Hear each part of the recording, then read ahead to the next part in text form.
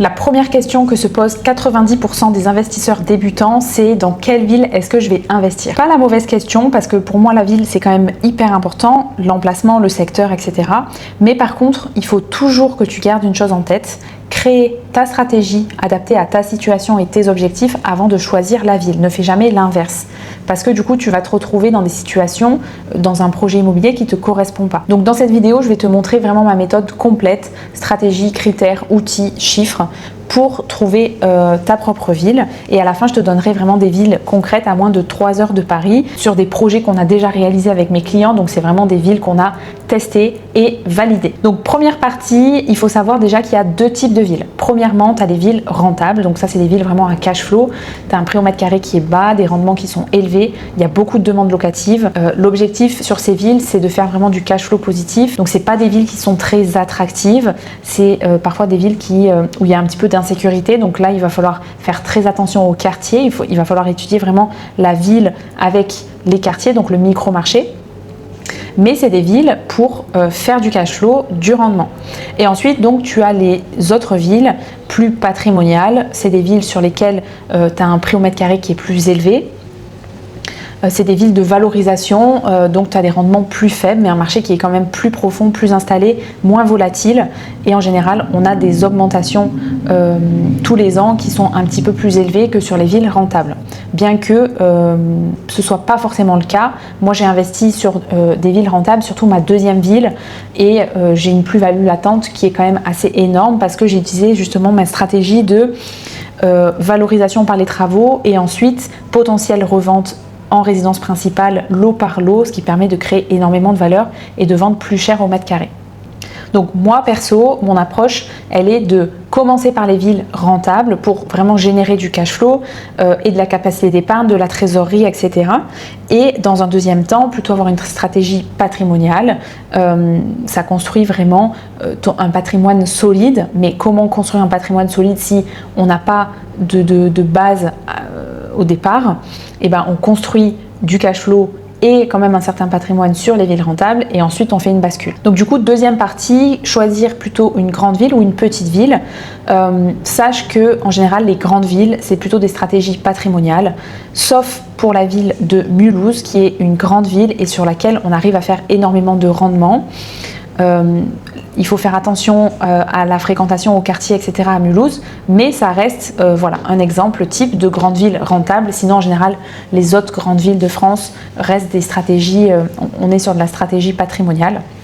Ensuite, donc, tu as les moyennes villes, entre 20 000 et 80 000 habitants.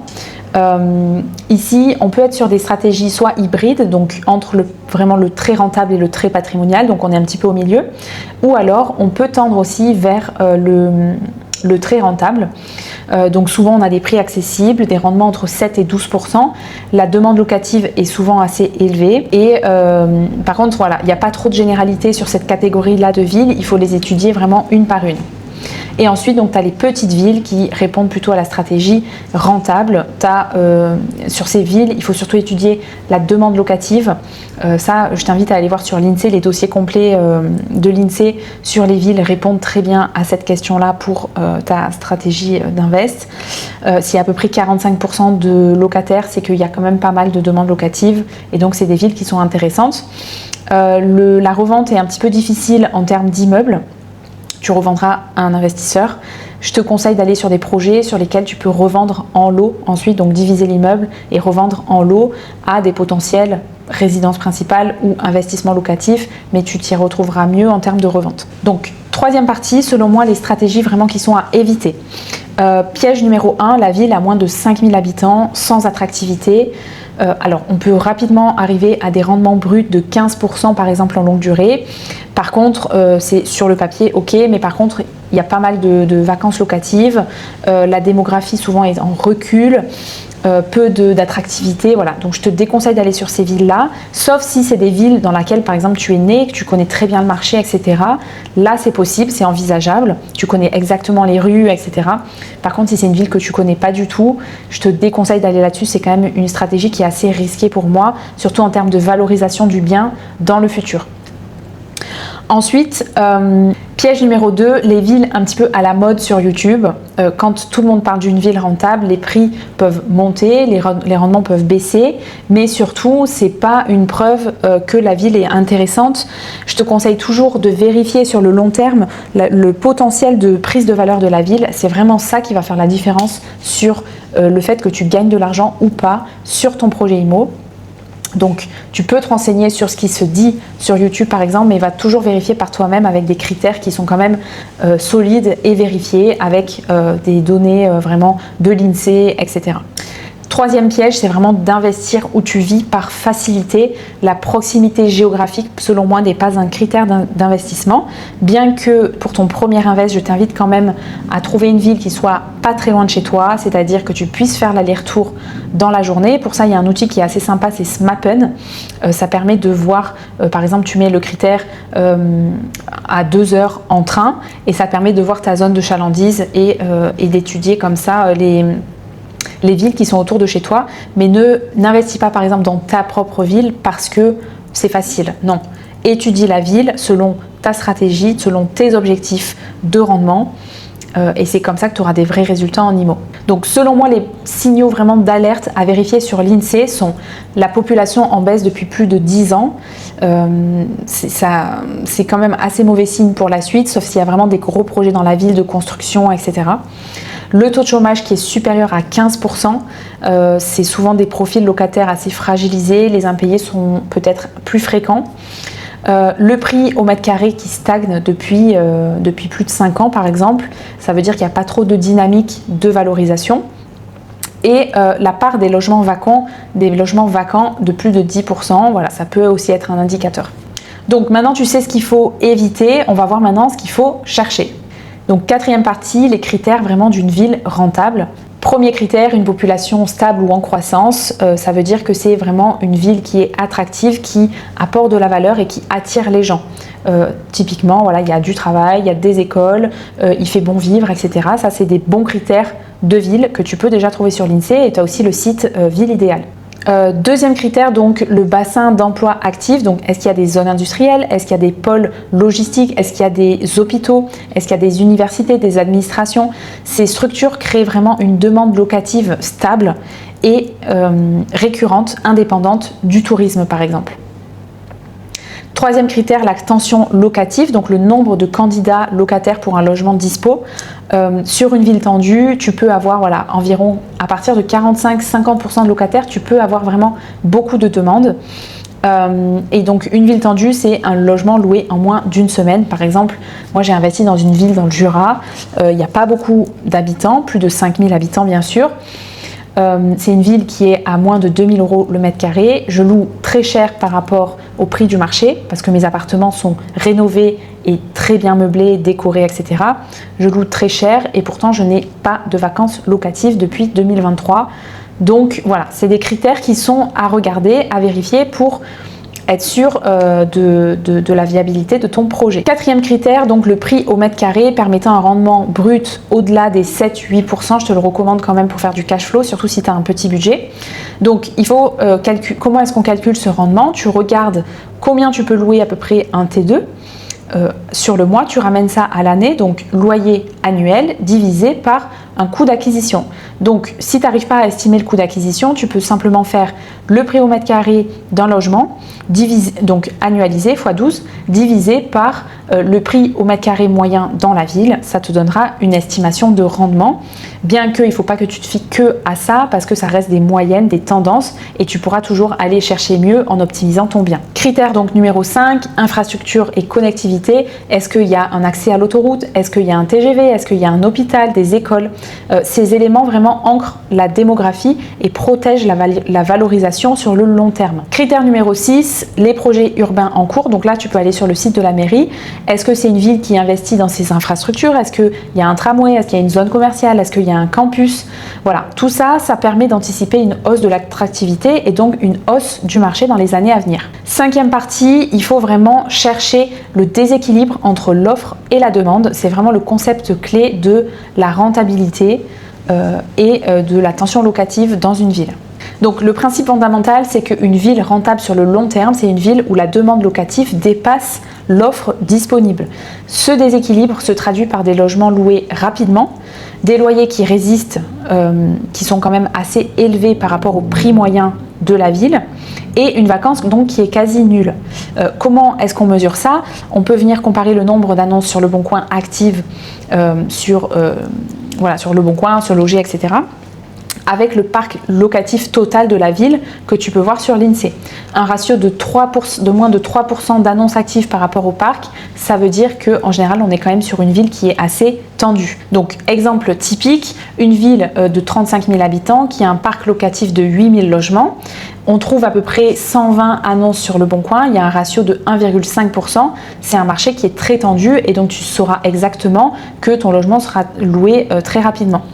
Par contre, par exemple, une ville de 40 000 habitants, il y a un parc locatif à peu près de 9 000 logements.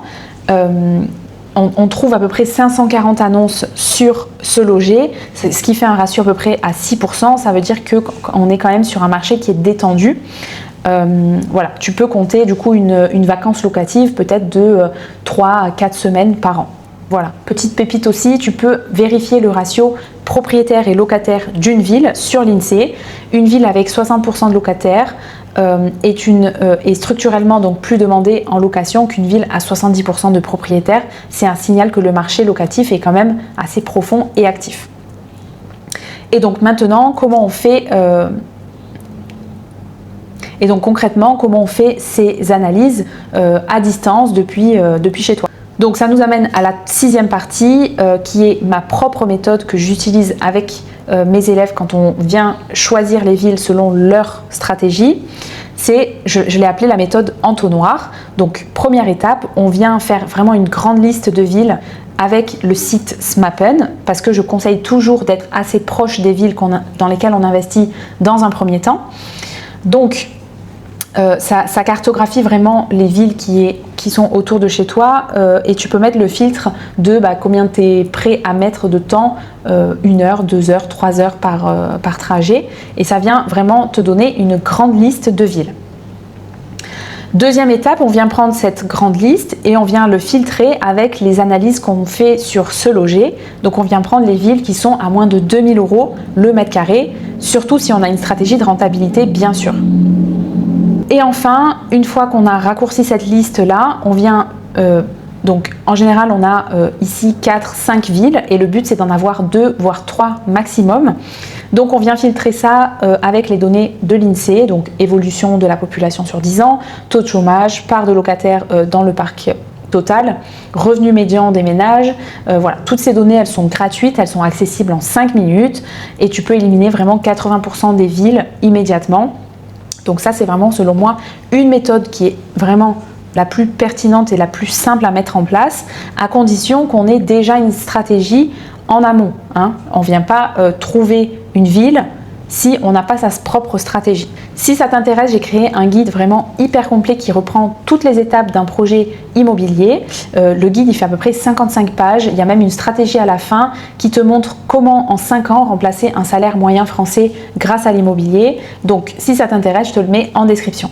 Partie 7, je te fais un petit récap de rendement moyen par ville. Donc les villes rentables, on a par exemple Mulhouse, on a 110 000 habitants, donc c'est vraiment une très grosse ville, ça rejoint un petit peu Roubaix et Le Mans. C'est vraiment des grosses villes où on arrive à faire quand même beaucoup de rentabilité avec peu de vacances parce que le marché est quand même très tendu. Donc on arrive à avoir des rendements entre 8 et 13%. Avec une croissance quand même démographique en hausse et une vacance qui est faible. Voilà, on a d'autres villes comme Limoges, Châteauroux, Orléans qui sont quand même des grandes villes et qui permettent de faire beaucoup de rentabilité. On a des villes aussi patrimoniales, donc comme je disais tout à l'heure, plutôt des grandes villes, Lyon, Bordeaux, Nantes, Toulouse, Strasbourg, où on fait à peu près 3 à 6% de rentabilité. Donc ça répond plutôt à une stratégie patrimoniale de long terme. 8e partie, je t'ai listé donc 3 villes vraiment rentables à moins de 3 heures de Paris. Premièrement, on a la ville de Troyes qui se situe donc à 2 heures de Paris. On a un prix moyen à 1 800 €, des rendements entre 7 et 10%.